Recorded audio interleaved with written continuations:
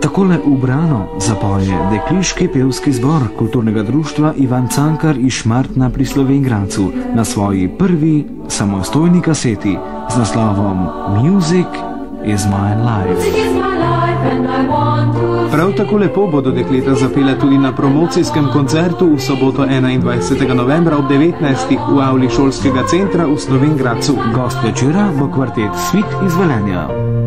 Pridite in doživite prijeten večer.